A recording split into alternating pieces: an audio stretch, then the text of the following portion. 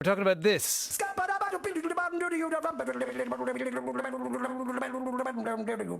That is the sound of Oliver Callan warming up for his impressions first thing in the morning. Well, it's the unmistakable sound, actually, of Scatman John, who became an unlikely global pop superstar in the mid-1990s. The song went to number one in countries all over the world, including Ireland. But there is an incredible story behind the man, which is told in a new book, Scatman John, The Remarkable Story of the World's Unlikeliest Pop Star. It's by a lady called Gina Waggott, and she's on the line now from New York City. Hello, Gina. Hello, Dermot. How are you? I'm great, thanks. Thanks for joining us, I guess, at some ungodly hour in New York City. That's right. Yeah, I'm here in New York to launch the book, actually, which is coming out today. But yeah, I'm glad you played that little intro of Scatman to remind everybody of the 90s earworm. Yeah, well, I know he's played a huge part in your life. We're going to get to that. But just remind people who Scatman John was. Bring us back to 95 when he was at the height of his fame. Yeah, I think unless you were living under a rock in the mid-90s, you could not miss Scatman John. He was, as you said, he was number one in Ireland. He was number one everywhere in Europe and Asia as well. To put it in perspective, I think by the end of 1995, he was outselling Michael Jackson. He was like the biggest male artist in Europe. Michael Jackson was second. Incredible. So you couldn't escape him. And he was an unusual pop star in that he was in his 50s. So people who heard him sing didn't expect this guy to be like a 52-year-old, with a big mustache and a fedora. He was a very unusual looking pop star. And a lot of people remember him like playing on Top of the Pops and stuff like that. And certainly, whether you loved or hated his music, there was no getting away from him in the 90s. And he wasn't a pop star. He wasn't a pop musician. He sort of fell into that, didn't he? What was his musical background? His musical background was he actually was a jazz musician, and he also stuttered. Now, I should say, Dermot, for your listeners, I'm also a person who stutters, and I like to say, it's not everybody's radio glitching, it's just me. So, yeah, he had a stutter as all his life, and for that reason went into jazz because he could scat sing, like doing shooby dooby dooby, just firing off syllables. So he could do that really well, and he became a jazz piano player. So he had nothing to do with the pop world at all. He was like a Coltrane obsessed avant-garde jazz pianist. So a complete opposite world than electronic Eurodance music. So what brought him into pop music then from the jazz world? He, because he could scat sing so well, he was known for it. And when unfortunately, he fell into drugs and alcohol because of this stuttering. Like he grew up, of course, in the 40s and 50s when it was considered like a psychological thing, and it's not. We know now that it's neurological. So he had all the stigma and the shame and all that attached to it, and so he played piano as a way of expression, and that's so he ended up as a bar piano player in Europe. And then one day the owner of a small label called Iceberg Records heard him scat sing and said, "Oh, you know what? We've seen everything that's on the charts in the 90s. Let's take the scat singing and throw it under a dance beat and see what happens." And of course, this is a jazz guy, and he's like, "What? Really? I'm 52. I'm going to make a pop song." But he decided to do it in the hope that he would reach children who stuttered. So he thought, okay, who listens to pop music? It's kids. Okay, I'll do it.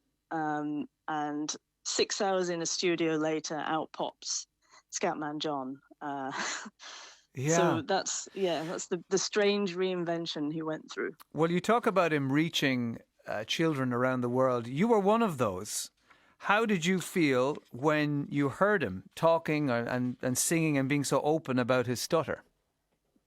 Well, a lot of people, even if you've heard the song Scatman, you wouldn't necessarily know that it's about stuttering. So he deliberately put it in the lyrics to that. The biggest hit song that most people know is actually about stuttering.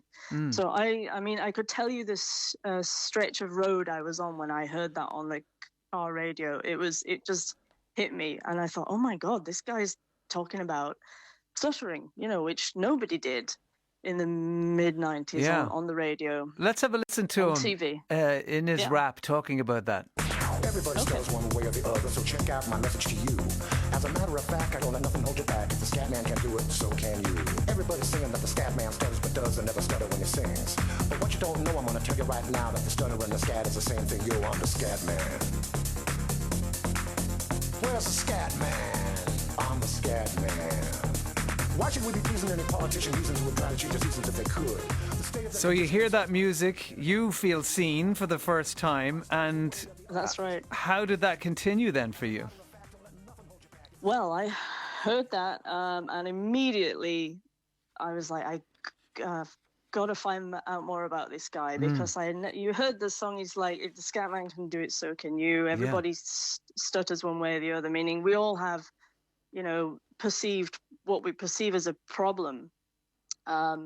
And of course, I was very ashamed, like John, like I stuttered, and it was, it's difficult. I was having a hard time as a teenager, and I just wrote to John as a fan. I mean, I was a bit of a weird teenager. Everybody else had Boyzone on their walls. I had Scatman John, so they thought I was a little bit weird anyway. But so I write to him, and it was, in all honesty, it was a cry for help. I'd reached the end of my tether. I didn't know how to cope anymore.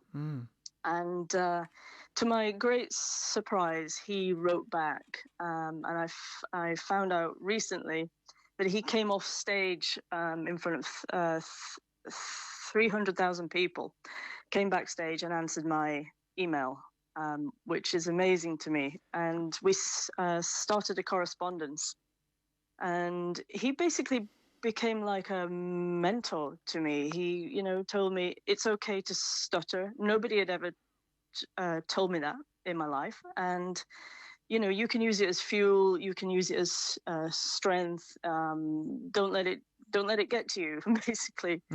And so we continued this correspondence. And did he ever explain how he found you, how he picked you out? Because presumably, he was a big star. He was probably getting a lot of fan mail. How did yours stand out, or why, do you think? I to this day, I do not know. And bizarrely, he said a bit later in our correspondence that he had a gut feeling I was important. I was like, okay, I'll take that. But he just, maybe it was something I said in the email, or he just detected, his own past reflected mine with the shame and stigma around stuttering. So I don't know. To this day, Dermot, I wish I knew, but he did. He said a sentence to you that I think stuck with you, according to what you said before, and it's, "You belong with us." That's right. What's the importance of that? It's stuttering can be very isolating, as you might imagine, because the onus now is like on the listener to just give us more time, as you very kindly are right now. But back then, certainly in the 90s when I was growing up, and certainly when John was growing up, it was more of a, get rid of it, or why don't you just try harder? And so I was very isolated, and I didn't know that there was a whole community. We're about 1% of the population, people who stutter. But listening to his song and having him email me, it was basically, I'm no longer alone. And that was so important to me as a teenager. And it's just made a profound difference in my life, that someone would, especially, I mean, imagine you're 16 years old and your favorite pop star is intervening in your life. I'm incredibly lucky, I realize now, when I look back on it. I wrote to Jim will fix it to meet Tears for Fears, but it never happened. Oh, did you? I'm kind of glad he didn't write back to me. So you get this email, you start up a correspondence. When did you get to actually meet him? Well, his fame was a little bit short-lived because he had a couple of hit singles and an album, but then unfortunately, because he was a previous drug addict and a very heavy smoker, he got lung cancer. And when I found out that the cancer was terminal, I just started uni. I was in Freshers Week, and my student loan had just landed in my bank account, and I just got off the phone to his wife, who said, I don't think he's got long left. So I blew the whole student loan installment on a ticket to LA and went to go see him, because we'd never met. I was in the UK, he was in the US. And I flew to go see him and spent 4 days just by his side. It was a very emotional meeting at first. When I walked in the door, he recognized me immediately and he was like, "Oh my God, it's you." And how wonderful. And we just sat and had some lovely conversations. But unfortunately, he passed away in 1999. And I was just 18, so I'd had him in my life like 2 or 3 years by then. He had such an interesting life. As you say, his stardom, even though it came late, it was then very short-lived, because he only lived for a few years, as you say, after he was being played on radios all around the world. Did you get a sense from him that, faced with this terminal illness, that he had had a good life? Or where was his head at in those final years? Well, John was a very spiritual man. He wasn't like religious, but he was spiritual, as a lot of musicians are. And I remember he told me, even though he was 57 when he passed away, so pretty young. But he said to me, "I've had the very best life. I've tasted beauty." And he just saw that. Okay, he'd had 3 years or so, or 4 years of fame, and he had used it to reach people. And one of the examples in person had walked through his door to say thank you. But I know I'm not the only one. He wrote to a load of kids through fan letters, through email. He burned himself out doing it, because he just saw fame and platform as a way to reach people. So I think he accepted, when he was sick and wasn't going to be around anymore. He just think, well, I've done that, and I'm happy with that, and which was very, big of him. Yeah, I think to reach that point. I'm not sure I would, but he wasn't angry. He was just accepting of it. Do you think, Gina, he saved your life? Yeah, without question. I wouldn't be here talking to you if it wasn't, bizarrely, for Scatman John. And interestingly, I see people now discover his music who weren't even born, like when the song came out. And they listen to the same lyrics, and they listen to the same positivity. They don't necessarily stutter. They might have something else different about them, but he still reaches people, which I think is absolutely wonderful, and a great legacy. He seems like, from the clips that you hear, just like a genuinely warm person. Here he is talking on Norwegian TV about his experiences and his stutter. The most famous stutter in the world. Oh, yeah. Scatman John. Hi, Peter. How are you? Glad to be here in Oslo. Oh, thank you. You're 52 years old, 52 år gammal, Yes, from California. Yes, sir, I am. I'm 52. I'm a jazz player, but now I've all of a sudden turned into a rap singer, and I'm having a ball. I've been playing a promo tour all over Scandinavia and in Germany, and I've been having a ball. Yes. Yeah, I'm a person that stutters. I have to tell everyone that so that they don't think I'm crazy up here. When did you realize that stuttering can be your way to fame and wealth? Stuttering is what taught me how to scat sing, because I had to learn to pronounce my words. So I went from, I'll take a stutter into a scat sing, back into a stutter. There's